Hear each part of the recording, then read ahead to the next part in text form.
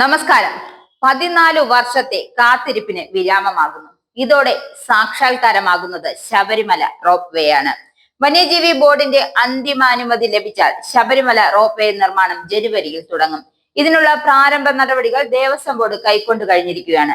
ദേവസ്വം ബോർഡിന്റെ പുതിയ രൂപരേഖ അംഗീകരിച്ച് വനം വകുപ്പ് കോടതിയിൽ അനുകൂല റിപ്പോർട്ട് സമർപ്പിച്ച സാഹചര്യത്തിൽ തുടർ നടപടികൾ വേഗത്തിലാക്കുമെന്നാണ് പ്രതീക്ഷ.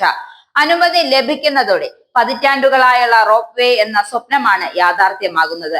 വനം വകുപ്പിന്റെ 2 അനുമതികൾ കൂടി മാത്രമാണ് ദേവസ്വം ബോർഡിന് ലഭിക്കാനുള്ളത്. പെരിയാർ കടുവ സങ്കേത ഡെപ്യൂട്ടി ഡയറക്ടറുടെയും റാന്നി ഡിഎഫ്ഐയുടെയും അനുമതി മാത്രമാണ് ഇനി വേണ്ടത്. റോപ്പ് വേ തുടങ്ങുന്നതിന് പമ്പ ഹിൽ ടോപ്പിലെ പാർക്കിംഗ് ഗ്രൗണ്ടിൽ നിന്നാണ്. ഇവിടെ റാന്നി ഫോറസ്റ്റ് ഡിവിഷന്റെ പരിധിയിലാണ്. മുറിക്കേണ്ടി വന്ന മരങ്ങൾ പെരിയാർ കടുവ സങ്കേത കേന്ദ്രത്തിന്റെ പരിധിയിലും.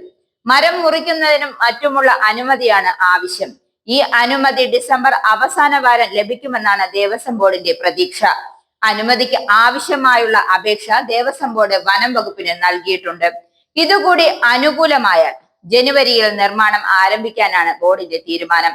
പമ്പ ഹിൽ ടോപ്പിൽ നിന്നും സന്നിധാനത്തേക്ക് 2.7 കിലോമീറ്റർ ദൈർഘ്യമാണുള്ളത്. ദേവസ്വം ഭൂമിയുടെ അതിർത്തിയെ പറ്റി നേരത്തെ വനം വകുപ്പുമായി തർക്കം നിലനിന്നിരുന്നു.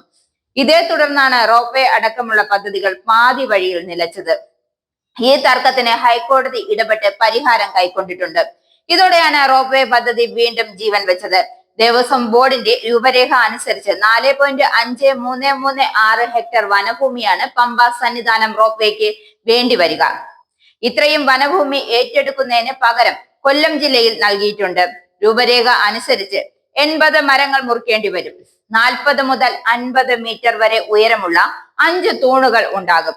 ആദ്യഘട്ടത്തിൽ 30 മുതൽ 40 മീറ്റർ വരെയാവും തൂണുകളുടെ ഉയരം. എന്നാൽ പെരിയാർ കടുവ സങ്കേതം ഡെപ്യൂട്ടി ഡയറക്ടറുടെ റിപ്പോർട്ടിനെ തുടർന്നാണ് തൂണുകളുടെ ഉയരം വർദ്ധിപ്പിച്ചത്. ആദ്യം 300 മരങ്ങൾ മുറിക്കേണ്ടി വരുമെന്നാണ് പറഞ്ഞിരുന്നെങ്കിലും ഇപ്പോൾ 80 ആക്കി.